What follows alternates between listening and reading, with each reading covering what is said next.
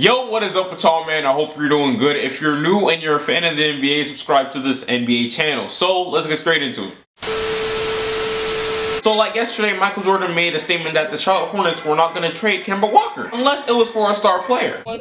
Dude, I'm sitting over here like, dang, that don't even make sense for your organization going forward. Because if they decide to go ahead and keep Kemba Walker, they will be in the exact same position that they are in right now for many more years. Still be somewhere around the 10th to 12th seed in the East. Irrelevant. They'd still be bad, but not bad enough to get a top pick in the NBA draft. Irrelevant. And that cycle will repeat until they decide to go ahead and tank and trade away Kemba Walker. So personally, I still think they'll be open to trading away Kemba Walker. If they don't end up trading him this season, I'm almost 100% sure they're gonna end up trading him next season or this offseason. Now, you guys know a few days ago I made a vid about teams that are looking to trade for Kemba Walker. And the main two teams that I thought that would end up trading for Kemba Walker were the Denver Nuggets and the New York Knicks. But forget about the Denver Nuggets, we're not talking about them today. I wanted to go deeper.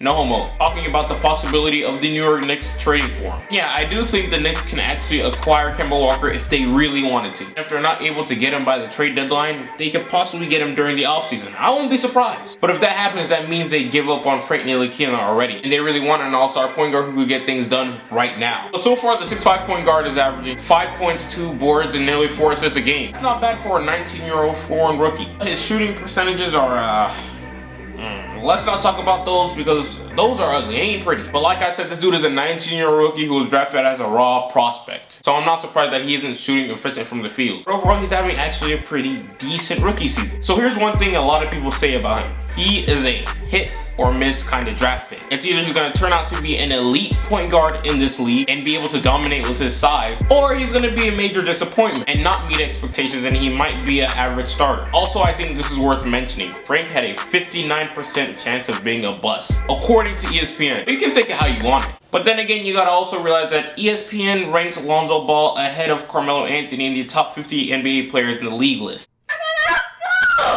So basically, what they have to say literally means nothing. Like I was saying for the Knicks, they really could use a lot of help at that point guard position because right now they have Jarrett Jack starting. And when you got Jarrett Jack as your starting point guard, of course you're going to have it tough out in the East or any conference. But if the New York Knicks really want to make a push for the playoffs this year or the year after that, might be thinking they should trade Frank Ntilikina for, of course, you guessed it, Kemba Walker. But personally, I really don't think they should trade away Frank Ntilikina because he has the potential to become a way better point guard in today's NBA than Kemba Walker ever will be. Because he can play defense with his elite length.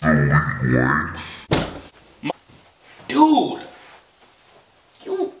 You ain't even say no homo! No, it's too late now. I don't want to hear it. Don't say nothing to me. Get away from me, boy.